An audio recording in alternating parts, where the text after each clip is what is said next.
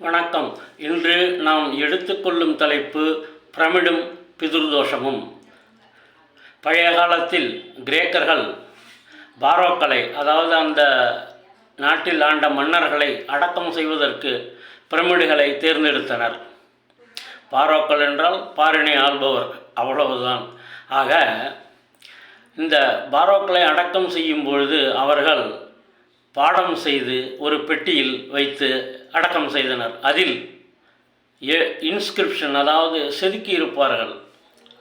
அதாவது அதில் எழுதியிருப்பது, இந்த சூரிய கடவுள் ஒரு சாபம் இடுவது போல் அதில் இருக்கும். அதாவது சூரிய கடவுளாகிய நான் சொல்கிறேன் என்று அந்த வசனம் ஆரம்பிக்கும்.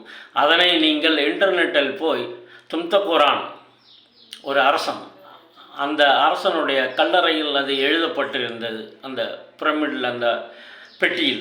அதை நீங்கள் போனால் விளக்கமாக தெரிந்து கொள்ளலாம். ஆக இந்த பிதுர் தோஷம் என்பது, பிதுர் என்று நாம் பொதுவாக அழைப்பது சூரியனைத்தான். ஏனென்றால் கிரகங்களின் தந்தை.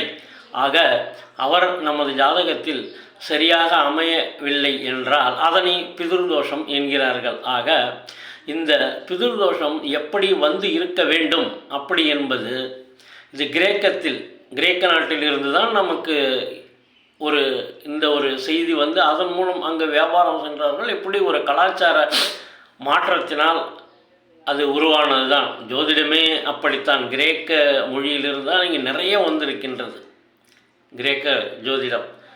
அப்போக்லிமா என்று சொல்வார்கள். அப்போக் என்றால் வீழ்ச்சி, ஃபாலன் என்று பொருள். கிளிமா என்றால் கிரேக்கத்தில் பார்ட். ஆக declining part are falling part என்று அர்த்தம். அந்த பாவங்கள் சில வீழ்ச்சியை தரும், அவ்வளவுதான். இதை பற்றி வேறு வீடியோவில் பார்க்கலாம். ஆக நீங்கள் இந்த பிதுர் தோஷம் என்பது எப்படி வந்து இருக்கும் என்பதை, ஒரு மூலம் அதிலிருந்து வந்தது. ஆக இந்த பிதுர் தோஷம் என்றால் என்ன என்பதை நீங்கள் இப்போது தெரிந்து கொண்டிருப்பீர்கள். நன்றி, வணக்கம். விமர்சனங்கள் வரவேற்கப்படுகின்றன.